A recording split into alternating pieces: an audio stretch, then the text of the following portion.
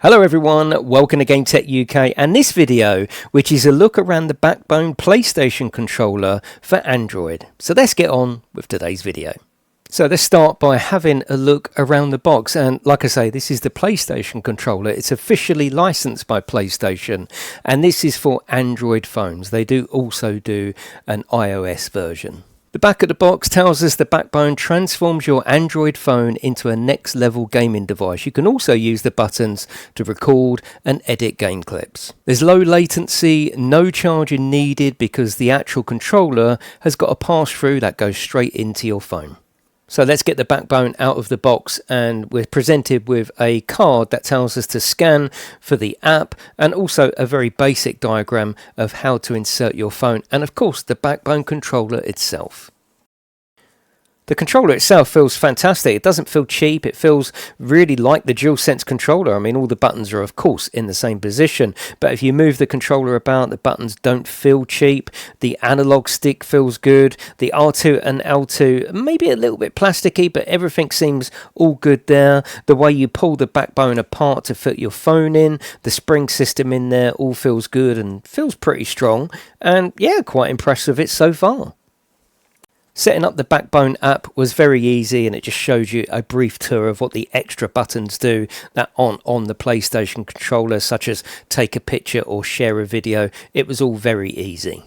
Now, I had planned to use an old phone of mine, a Samsung S9, to be used exclusively for the Backbone and the PlayStation app, but unfortunately I think it's just too old. I've got quite a fast wireless network here, and as much as I could try, I could not get this phone to work without stuttering. I uninstalled apps, I reinstalled apps, I looked at the wireless network, I restarted the phone. Unfortunately, everywhere I went in the house, even next to the router, anywhere, it was just stuttering. So for me, this plan of using the Samsung just isn't going to work.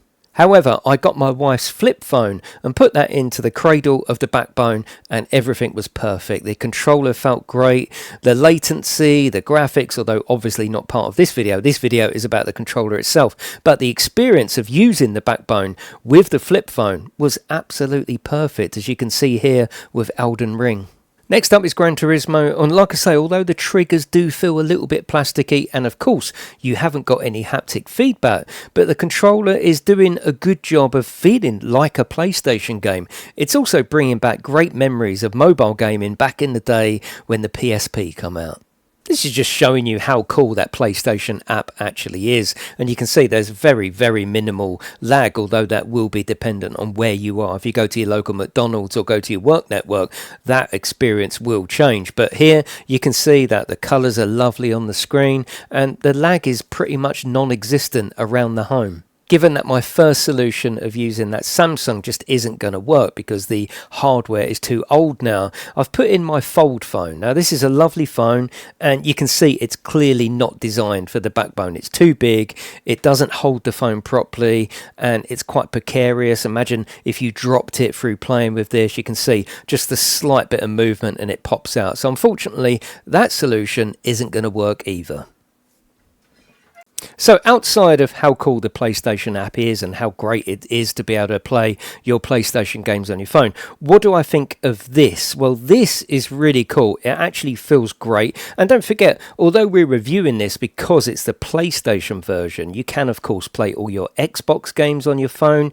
You can install the Steam app on your phone. There's a lot you can do with this with the right phone. I simply haven't got the right phone. The phone I wanted to use is too old and my fold is too big and doesn't work. I did purchase this myself as well. I didn't get sent it. So this I bought from Amazon. It's £99. I'm probably going to send it back. That's only because it doesn't fit for me. If you've got something like a decent Samsung phone, as you saw from my wife's flip phone, it works absolutely flawless, and like I say, you've got all them other features as well. Now ordinarily I might have found a workaround for this, maybe found a phone specifically to do it, but a week ago on the Sony showcase they actually showed us something called Project Q. Now this is a handheld device. It's a streaming device that is built specifically with PlayStation in mind. So of course you wouldn't be able to do those things like the Xbox streaming or the Steam streaming, but I do like the look of it, and being a bit of a interest in new sort of cutting edge technology, I think I'll probably send this back and jump on board with that. This is £100. Off the top of my head guessing, I think Project Q will probably be around 249. I can't see that it'll be much more than that because it is just a streaming device. You can't use it unless you're logging into your PlayStation.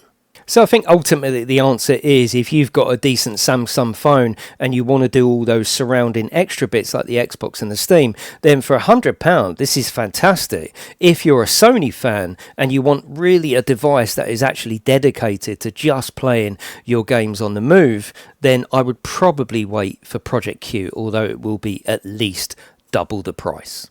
So there you go. Hopefully, if you are thinking of purchasing the PlayStation Backbone Android version, this has given you some information. It is a bit of a shame because I really like this product. I just don't think that it's actually going to be a fit for me, but it might be for you. Let me know in the comments section below what you think of the project and if you've already got one or you're thinking of buying one. Or like me, are you probably going to hold out for what they're calling Project Q? That is it, everyone. Thank you very much, and I will see you in the next one.